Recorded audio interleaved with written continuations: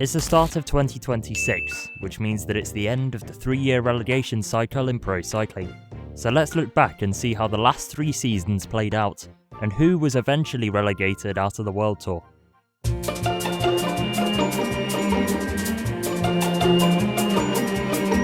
It began in January of 2023, where one of the largest, most dominant teams in cycling started the year on top. That's right, Intermarché Wanty.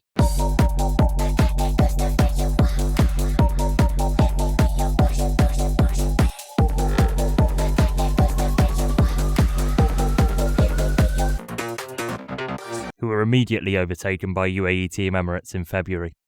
The big points began to be scored in the spring, with Visma quickly becoming the other dominant team in the sport, while the consistency of Ineos meant they were third by the end of May. Lidl Trek used the summer to improve their ranking, thanks in part to the efforts of Mads Pedersen and Giulio Ciccone at the Tour de France, while UAE and Visma combined for over 8,000 points at the Tour de France alone. However, it would be Soudal Quickstep who ended 2023 as best of the rest, overtaking Ineos Grenadiers in the final weeks of the season to take third. Now, given UAE and Visma have already run away with the rankings, I'll move down the order in 2024, where we find EF and Jayco that start the year in 11th and 12th. For the second year in a row, Lotto started their season quickly, strengthening their position as the best Pro Tour team in the rankings.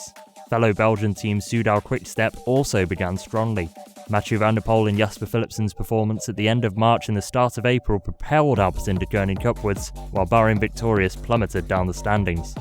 Primož Roglic's wins at the Dauphiné and La Vuelta finally gave Red Bull some justification for investing in the Bora Hansgrohe team, but they still have less than half the points of UAE Emirates. On the other hand, Ineos had a very low scoring end to 2024, moving further away from Soudal Quickstep and losing 4th spot to Lidl Trek at the end of the second year.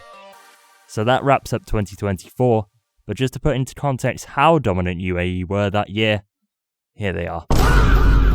Oh, jeezy pips, man. Into 2025 we go then, and the final year of the cycle. Movistar started especially well, but couldn't quite move past the F and into the top 12. Lotto, though, had performed below expectations in the Spring Classics, and that downward trend in the UCI rankings would continue across the year. Lidl Trek, however, won Ghent-Wevelgem, the Amstel Gold Race and 6 stages at the Giro d'Italia to enter 3rd place for the first time. Decathlon AG2R were another team on a hot streak, with Felix Gau's top 5 at the Tour de Suisse and Tour de France being key areas of their summer points haul.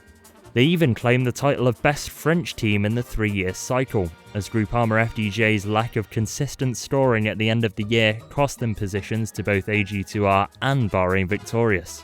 Lidl Trek held on to best of the rest, but was still almost 20,000 points behind Visma Lease Bike, and, well, what are we doing here? But what about the relegation race? Because the battle in the bottom half of the rankings was much more entertaining. In that case then, I've elongated the table to the top 22 teams. The top 18, which are now in green, signify the teams that will be in the World Tour in 2026, while the teams in red and all those below miss out on a place in cycling's top division. Cofidis scored big points in the spring and summer of 2023, as Guillaume Martin finished in the top 10 of Liège-Bastogne-Liège and the Tour de France, while AG2R were just 1 place above the relegation zone in October. DSM had a steady but more consistent year than Cofidis, and already the top 18 were moving clear of the rest. That wouldn't change too much in 2024, but some teams did start to worry a little more about the threat of relegation. AG2R, now with Decathlon as co-sponsor, dragged themselves comfortably clear of the drop zone at the midpoint of the season. Luca Mozzato and Kevin Vauquelin's second places at de Ronde van Vlaanderen and La Flèche Wallonne pulled Arkea closer to safety, but the team's form dipped in the latter half of the year. Total Energies had already been cast adrift by the end of 2024, but Uno X were improving. Then, the most important year of the cycle was upon us, and Astana knew it. They were almost 5,000 points away from 18th at the start of the year, but were in the top 16 by the end of May. DSM Firmenich had become Picnic PostNL, with Oscar Onley delivering on time for the Dutch squad. Onley's top 5 finish at the Tour de France eased the team away from relegation, while Cofidis had gone from relative safety in 2024 to requiring a quick turnaround to stay in the World Tour. They couldn't find it, and in fact it was compounded by Uno X passing them in the rankings during the final month of racing. And that would prove crucial, as the merger between Intermarché Wanty and Lotto meant that an extra slot was left in the World Tour. That spot was given to the 19th place team, which was Uno X. Although, the way UCI rules work, the 3 best performing Pro Tour teams in 2025 all get the option to attend the big races in 2026. Those were Tudor, Q36.5 and Cofidis. What was the point of all this then? I don't really know, but it was quite fun to watch. See you in 3 years, I guess.